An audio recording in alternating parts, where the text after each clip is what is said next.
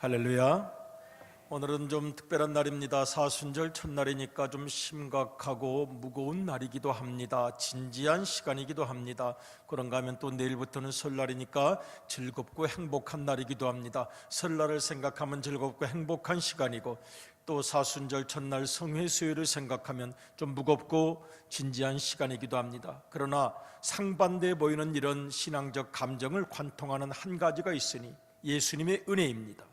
예수님의 은혜 가운데 설날도 행복해야 되겠고, 예수님의 은혜 가운데 사순절도 은혜 가운데 지내야 되겠고, 주님의 은혜가 함께한다면 설날은 더욱 기쁠 것이요, 또 주님의 은혜가 함께한다면 사순절의 여정도 은혜 가운데 성장과 발전이 있게 될 줄로 믿습니다. 우리 옆에 있는 분들 설날 한번 이야기 축복하겠습니다. 설날 복 많이 받으세요. 행복하세요. 사순절의 은혜가 충만하시기를 바랍니다. 사순절의 은혜가 충만하시기를 바랍니다. 감사합니다. 전통적으로 이 사순절을, 부활절 전 사순절을 경건한 마음으로 기도하면서 드립니다. 금식하는 분들도 있고, 그때는 묵언하기도 하고 성경을 작정하여 통독하기도 하고, 또 말없이 이웃을 돕기도 합니다. 절제하고 경건하고 또 기도를 집중적으로 하는 영성 훈련의 시간, 사순이라는 말은 40일이라는 뜻입니다. 순이 열이라는 뜻입니다. 그리고 부활절 후에 오순, 또 순은 열이라는 뜻입니다. 그래서 50일 동안 오순절로 지키고, 부활절 전 40일은 사순절로 지킵니다.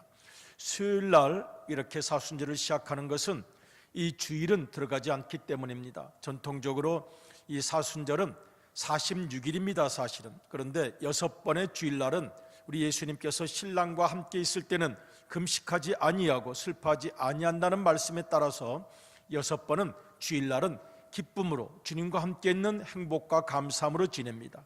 그래서 46일 중에 이 6번의 주일을 빼면 40일 동안 주님의 은혜를 생각하면서 경건한 마음으로, 진지한 마음으로, 또 주님께서 우리를 위하여 십자가에 달리신 그 사랑을 생각하면서 보내는 기간입니다. 올해는 오늘 수요일부터 3월 31일 토요일까지 진행이 되겠습니다. 성회라는 것은, 회라는 것은 잿가루를 말하는 거죠. 잿가루, 흙더미, 티끌, 먼지, 그걸 회라고 이야기를 합니다. 그런데 앞에 거룩할 성자가 붙었습니다. 그래서 홀리 애쉬라고도 합니다. 애쉬 웬스데이, 재를 뿌리는 수요일이라는 뜻입니다. 머리에 재를 뿌리면서 성회 수요일에 사순절의 첫날을 시작을 했습니다. 중세시대의 교회에서는 이 교회 마당에 거적대기를 깔았습니다. 거적대기를 깔고 거기에 무릎을 꿇었습니다. 그러면 그 머리에 흙을 뿌렸습니다. 여러분, 성경을 보면은 너무 마음이 비참할 때, 다윗 왕이 그 아들 압살롬에 의해 쫓겨갈 때 어떻게 합니까? 옷을 찢어버리고 신발도 벗어버리고, 그까짓 것, 내 인생 다 망가진 것, 자포자기해서 신발도 벗어버리고 옷도 찢어버리고, 왕은 무슨 왕, 머리도 막 부러뜨려 버리고. 여러분, 성경 여러 곳을 보면은 집안에 어려운 일이 생겼을 때, 아픈 일이 생겼을 때, 고통스러운 일이 생겼을 때, 슬픈 일이 생기면 옷을 찢어버렸습니다. 옷도 찢어버리고 머리도 헝클어버리고 머리에 막 흙을 던져버리고 자기 머리 자학하는 거죠. 자포자기하는 거죠. 그러면서 맨발로 걸어갔습니다. 인생 다 무너진 것, 다 깨진 것, 아무 쓸모없는 내 인생, 그리고 가슴을 치면서 울고 통곡했습니다. 그런 마음으로 하나님께도 나와 회개를 했습니다. 하나님께 나올 때 백성들이 옷을 찢고 베옷을 입고 또 머리에 흙을 뿌리기도 하고 머리를 헝클어뜨리고, 그러면서 하나님 앞에서 자기의 모든 죄를 회개하는 그런 의식을 가졌던 것입니다. 그래서 사순절 첫날 재를 뿌린다 하는 이야기는 바로 그 구약 전통을 따라간 것입니다. 하나님 앞에 나와 회개할 때 당신의 잘난 척하는 것, 교만, 허우대 멀쩡한 겉모습 다 내려놓고 정말 머리에 재를 뿌리는 마음으로 회개의 기도를 하면서 시작하는 것이 진정한 사순절입니다. 그래서 바로 애쉬 웬스데이, 성회, 거룩한 잿더미의 수요일인 것입니다. 여러분, 창세기 3장 19절을 보면 하나님께서 이렇게 말씀하십니다. 같이 한번 읽어보실까요? 시작. 너는 흙이니 흙으로 돌아갈 것이니라 하시니라. 아멘. 아담을 흙으로 만들었습니다. 그리고 그 코에 생기를 불어넣자 그가 생명이 되었습니다. 생명이 없다면 인간은 흙덩이에 불과합니다. 지금도 사실은 성령이 떠나면 우리의 몸은 흙더미에 불과한 것입니다. 화장을 해도 그렇고 매장을 해도 그렇고 언젠가 세월이 지나가면 다 흙더미로 돌아가게 될 것입니다. 잊지 말라는 것입니다. 우리가 살아가는 딸 동안 분노합니다, 갈등합니다, 열망합니다, 집착합니다, 욕망합니다. 이 수많은 것들 다 언젠가는 죄로 돌아가고 말 터인데 거기에 끌려다니면서 거기에 집착하면서 거기에 마음을 뺏기고 세월을 뺏기고 그것 때문에 믿음이 변질되지 말라는 것. 그래서 머리에 죄를 뿌립니다. 교회에서는 어떻게 합니까? 저는 목회 초창기에는 목회관도 좀 많이 바뀝니다. 사실은 제가 목사만 된 지 30년이 벌써 넘었군요. 그러다 보니까 초창기 목회관과 달라진 것들도 사실은 많이 있습니다. 그때 가르쳤던 것과 지금 달라진 것도 좀 많이 있습니다. 초창기에 이 사순절이 너무 엄숙해서 너무 진지하게 이 사순절을 지켰습니다. 지금도 기억나는 것은 앞에 나와서 서구에서는 그렇게 하죠. 재를 가지고 옵니다. 재는 뭐냐면 작년도 종료주일날 흔들었던 그 종려나무를 태우는 거예요. 태우면 재가 됩니다. 재를 잘 보관했다가 이제 카톨릭에서도 그렇게 합니다만 목사님들도 여러분 한번 나중에 유튜브 보시면 그런 장면이 나올 거예요. 무릎 꿇고 앉으면 이마에다가 이렇게 십자가를 그어주죠. 잿더미로 숯덩이 같은 걸로 이렇게 구워줍니다. 그것이 사순절철 의식이기도 합니다. 그래서 제가 지금도 기억나는 성의 수요일 예배가 있어요. 한 번은 제가 이제 목회자부터 머리에 쓰레기를 뿌리겠습니다. 그동안의 교만 다 내려놓고, 그래서 이제 제가 제일 먼저 엎드렸죠. 너무 화나면 또 좀 어색할까 봐 불을 많이 끈 상태에서 제가 앞에 나와서 엎드려서 제 머리에 흙을 뿌려주시기 바랍니다. 아무도 안 나오시잖아요. 그 전에 미리 정했는데도 안 나오는겨. 막 목사님한테 어떻게 흙을 뿌려 머리에. 또 선뜻 나와도 문제지. 근데 또 안 나와도 더 문제지. 시간은 가는데.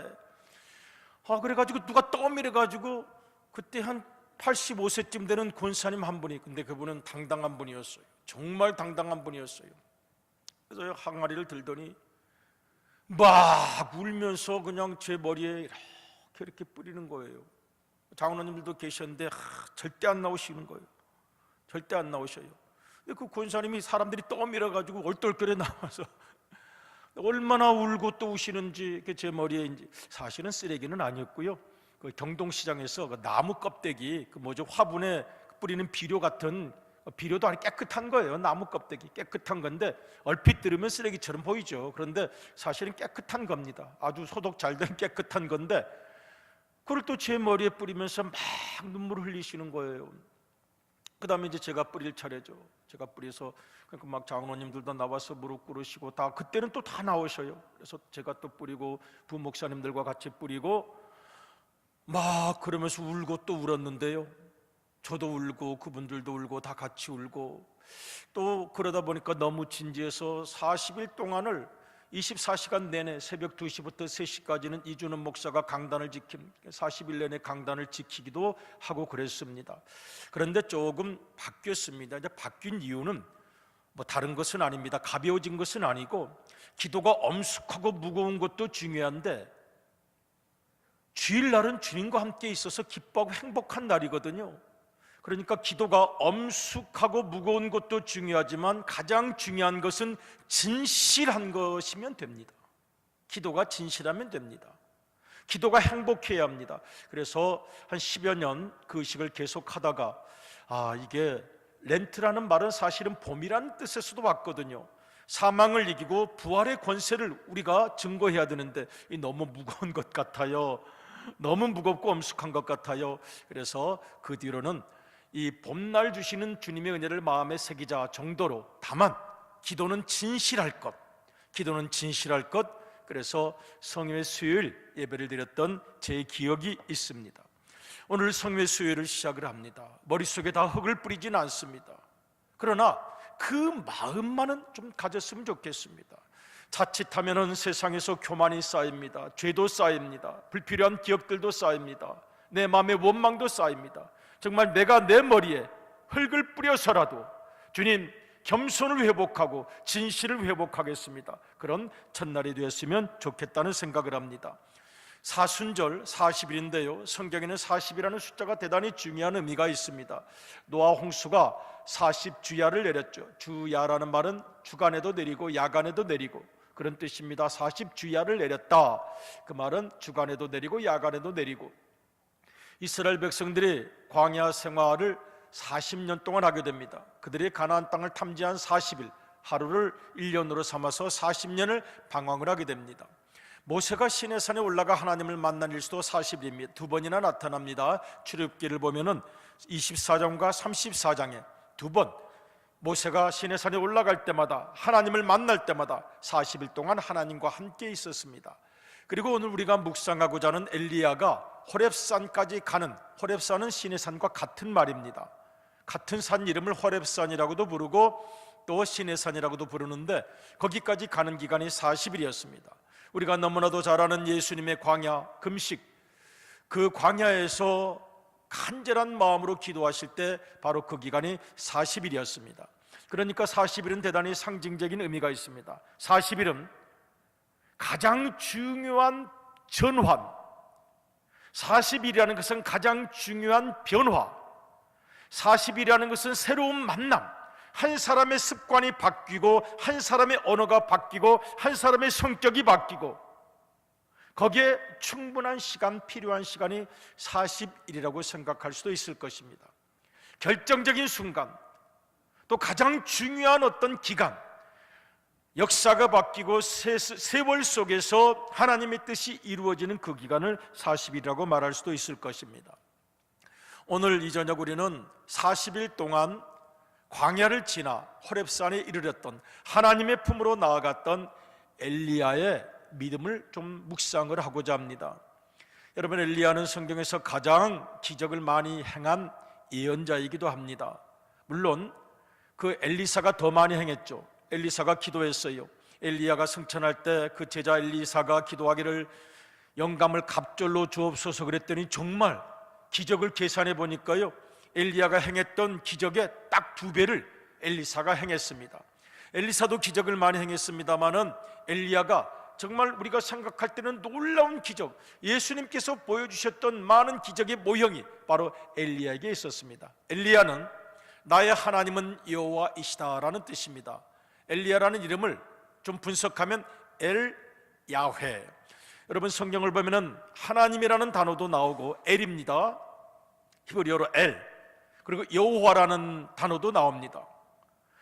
지난번에 한번 설명을 드렸습니다마는 이스라엘 백성들이 엘이라고 말할 때는 엘이 가장 중요하니까 이스라엘, 사무엘, 엘리사, 엘리야, 엘자가 들어가는 모든 것은 하나님이라는 뜻입니다. 이스라엘 모든 명사 중에서 이 엘이라는 것이 들어가는 것은 무조건 하나님입니다.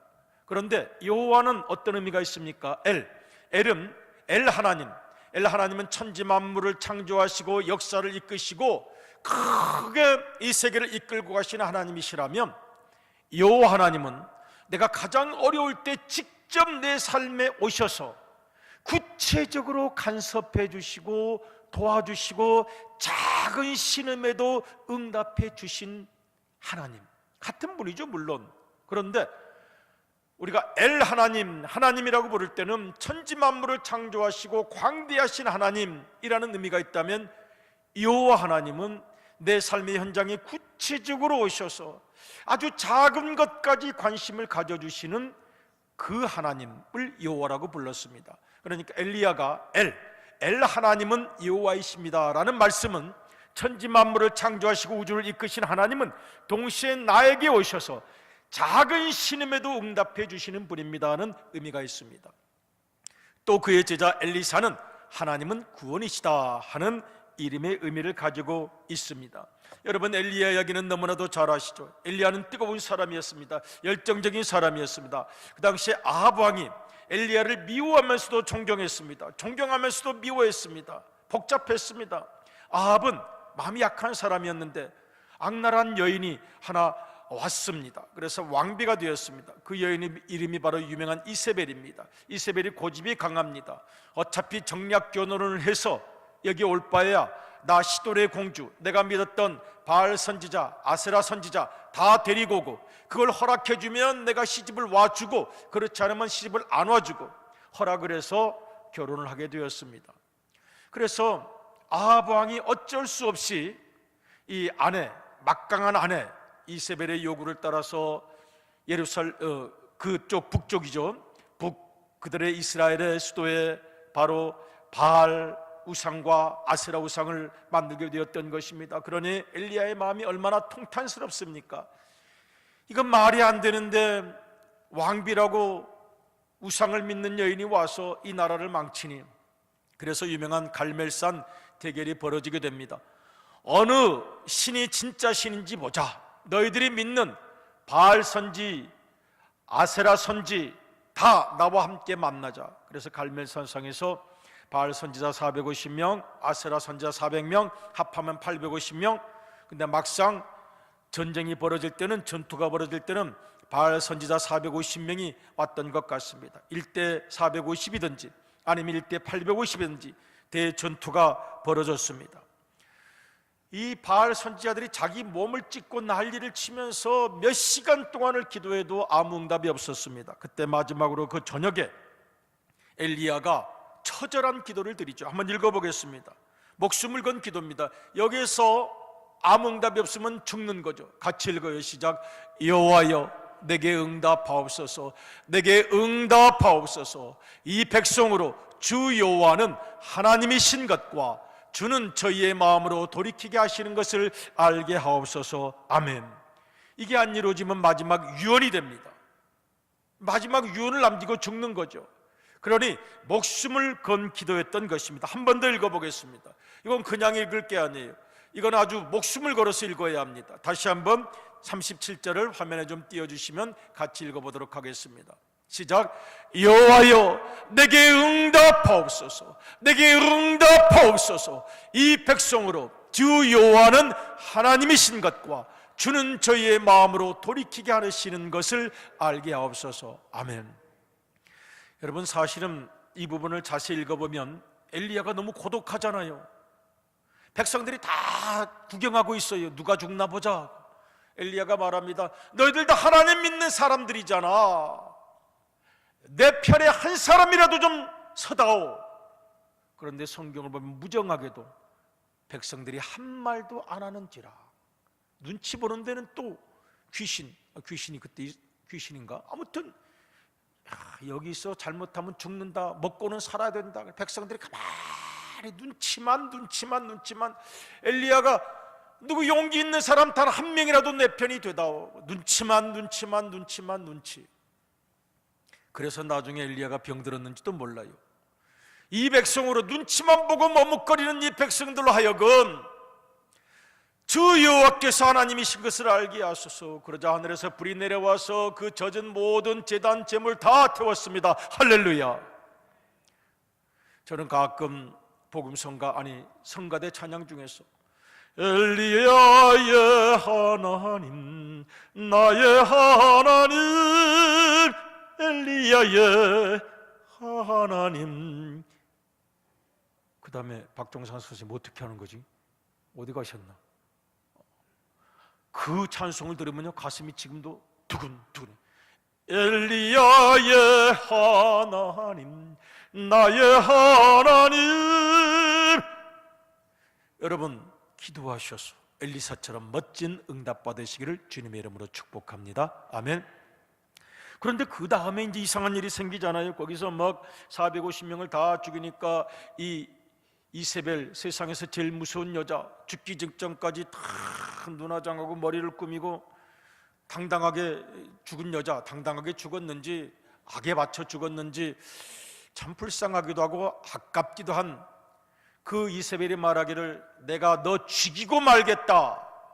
그러니까요, 아니 450명과 싸워서 이긴 엘리야가 아유 그 여자가 상태 안 좋네, 그래도 될 것 같은데 갑자기 무너졌어요. 여자의 도끼가 더 무서웠는지 무너졌습니다.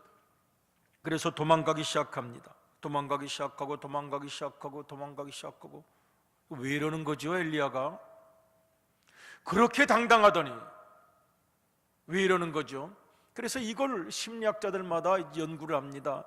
이게 번아웃 신드롬이다. 그래서 탈진 현상이라는 거예요. 그냥 정신없이 미친 듯이 그냥 일을 하다가 그거 끝나고 나니까 갑자기 탈진, 힘이 다 빠져버리는 거죠. 공황장애, 절대 고립감, 나 혼자 싸웠구나. 저 백성들 눈치만 보는 저 백성들, 고립감, 갑작스러운 우울증, 공황장애, 번아웃 다 타버린 거예요. 마지막까지 다 태워버렸더니 일어날 힘이 없어요. 그러니까 이세벨이 너 죽인다. 그러니까 그냥 정신없이 도망갑니다. 어떤 분들을 이거를 함몰 웅덩이 증상, 싱크홀 신드롬이라고 이야기를 합니다. 싱크홀은 이 바닥이 평평해 보이는데 갑자기 푹 꺼지는 걸 이야기를 합니다. 웅덩이가 있는 거예요. 그러니까 걸어가다가 평평하게 보이는데 푹 꺼져가는 싱크홀 신드롬, 숨겨진 내면의 함정에 추락했는지도 모르겠습니다.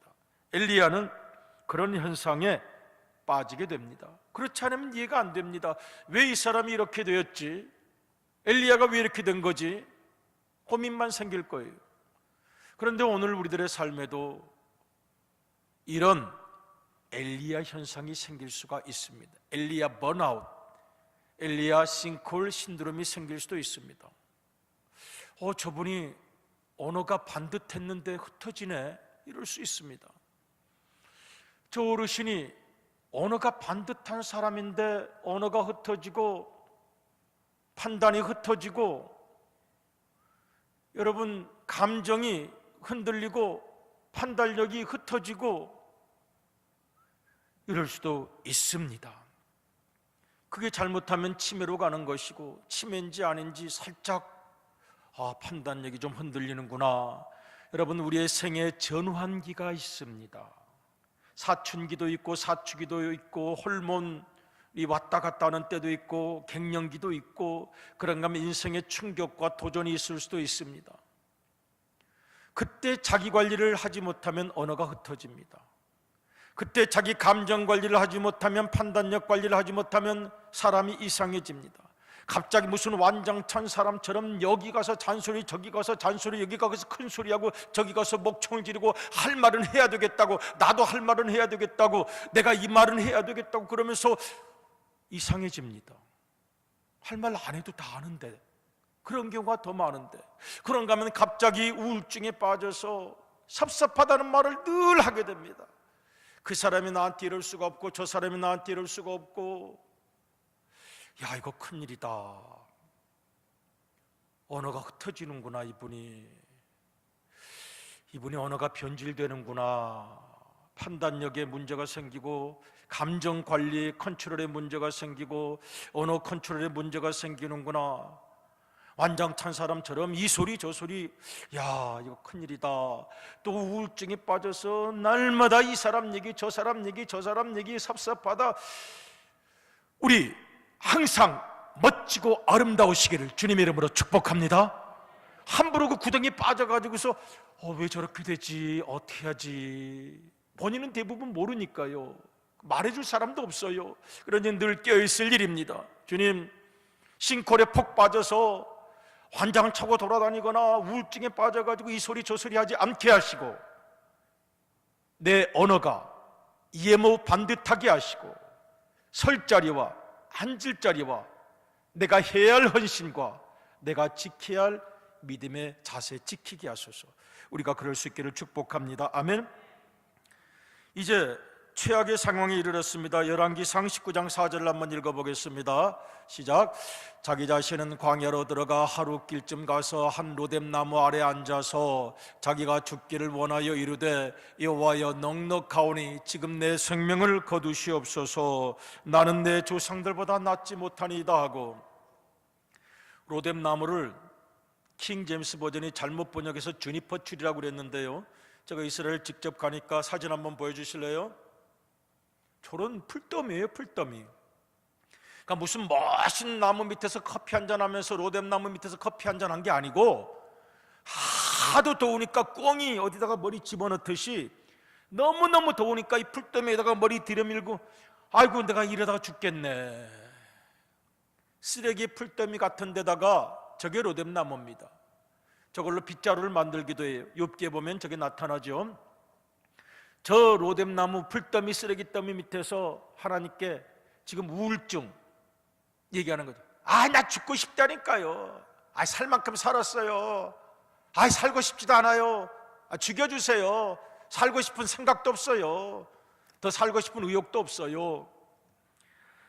지금 자기가 죽기를 원하여 이르되 여호와여 넉넉하오니 지금 내 생명을 거두어 주세요. 살고 싶은 생각도 없고 살 만큼 살았고 인생 재미도 없고 왜 이렇게 된 것입니까? 왜 이렇게 됐습니까? 그리고 미친 듯이 걸어가는 것입니다. 처음 갈멜산 있는 이스라엘에서 이 남쪽 경계 브엘세바까지가 140km예요. 막 터벅터벅 걷는 거예요. 제정신이 아닌 거죠. 그 다음에 브엘세바에서 호렙산까지 320km나 되는 거를 또 걷고 있는 것입니다. 뙤약볕 밑에서 에라 가다가 죽자 죽어버리자. 그것이 엘리야의 상태였는데 오늘 우리가 봉독했죠. 열왕기상 19장 5절 다시 한번 읽어보겠습니다. 시작. 로뎀 나무 아래서 누워서 자더니 천사가 그를 어루만지며 그 얘기를 거기 좀 스톱해 주세요. 어루만지며. 저는 이 부분이 너무 마음에 들어요. 하나님의 마음이겠죠. 발로 탁 차지 않고 야, 밥 먹어야지. 얼마나 힘들겠냐고 천사가 그를 어루만져 주었습니다. 하나님의 마음입니다. 그 얘기 이르되 그 다음 줄 읽겠습니다. 시작. 일어나 먹으라 하는지라. 그 다음 줄이요. 번즉 머릿맡에 숯불에 구운 떡과 한 병 물이 있더라. 이에 먹고 마시고 다시 누웠더니 먹고 마시고 또 누웠어요. 배는 고프니까 먹고 마셨는데 만사다 귀찮아요. 건드리지 마세요. 그 다음 줄 읽어보겠습니다. 시작. 여호와의 천사가 또다시 와서 어루만지며 이르되 어루만지며. 자, 계속 읽어요. 시작. 일어나 먹으라. 내가 갈 길을 다 가지 못할까노라 하는지라. 계속 읽겠습니다. 시작. 이에 일어나 먹고 마시고 그 음식물의 힘을 의지하여 40주야를 가서 하나님의 산 호렙에 이르니라. 아멘. 40주, 40야는 낮과 밤을 말합니다. 그러니까 40일이라고 생각하면 되겠습니다. 그 호렙산 시내산에 가면 성지순례 일정상 거기까지는 못 가는 경우가 많은데 엘리야 굴이 있습니다. 사진으로 한번 보여주시겠습니까? 저런 굴이 많은데 엘리야가 아마 저 앞에 있을 때 저 안에 있을 때 하나님께서 나타나셔서 세미한 음성으로 그에게 말씀하신 곳으로 알려져 있습니다. 동굴 속에 숨어있던 엘리야, 그러나 그는 결국 하나님의 뜻을 따라 사명을 감당하게 되었습니다. 40일 동안 뭘 생각하면서 걸었을까요? 엘리야가 하나님, 저는 다 컨트롤이 무너졌습니다. 감정 컨트롤, 믿음 컨트롤, 언어 컨트롤 안 됩니다. 표정 컨트롤도 안 됩니다. 다 무너졌습니다. 그러나 하나님께서는 어루만지시고 하루, 이틀, 사흘, 40일을 함께 걸어주셨던 것입니다. 40일을 한번 우리에게 선물해 주시기 바랍니다. 스스로에게, 내 자신에게 40일을 한번 선물해 봅시다. 그래서 이 40일 동안 하루에 10분이라도 좋으니까 간절히 기도하시면서 주님을 닮아가기 원합니다. 습관이 달라지기 원합니다. 문제가 해결되기 원합니다. 여러분, 나에게 한번 40일을 선물해 보세요. 성격이 달라지고 기질이 달라지고 언어가 달라지길 원합니다. 기도 제목을 한번 우리 개발해 봤으면 좋겠어요. 한번 읽어볼까요? 시작. 나의 몸과 마음과 감정과 관계를 치유하소서. 내가 해야 할 사명을 알게 하시고 변함없이 잘 감당하게 하소서. 모든 사람을 품고 용서하고 사랑하게 하소서. 신앙의 평생에 발전과 성장이 있게 하소서. 모든 물질 문제, 건강 문제가 다 해결되게 하소서. 40일 동안 40일 나에게 한번 선물로 주시고 우리가 간절히 기도하는 가운데 영적 성장이 우리 가운데 있기를 주님의 이름으로 축복합니다. 하나님과 함께 걷는 40일이 되시기를 바랍니다 하고 축복합시다. 하나님과 함께 걷는 40일이 되시기를 바랍니다. 우리 같이 한번 주님 앞에 무릎 꿇고 찬양하신 후에 우리 기도하시도록 하겠습니다. 좀 들어주시길 바랍니다. 우리랑 같이 노래 부를 분들이 와서 같이 부를 거예요. 화면에서 이 가사를 생각할 때마다 제가 은혜를 너무 많이 받아요. 주님 앞에 무릎 꿇고 간절히 주님을 기다립니다. 같이 한번 찬양하신 후에 기도의 제목을 가지고 나의 몸과 마음과 감정과 관계를 치유하소서. 같이 한번 찬양하시고 기도하시겠습니다.